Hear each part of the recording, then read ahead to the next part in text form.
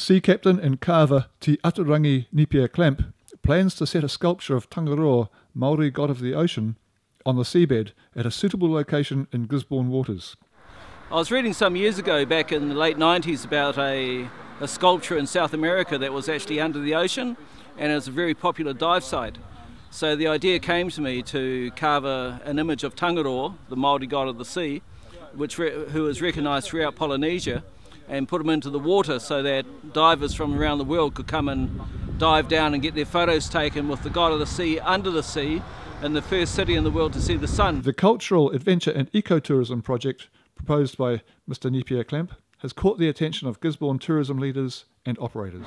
It's got the potential to become an iconic piece of tourism infrastructure for us. So I was absolutely, really happy when he rang me and said, I'm going to have another crack at it and see if we can get this thing not off the ground but on the ground. So I'm really pleased to support it and to be able to be in a position now to actually do something meaningful to help this project come to fruition finally.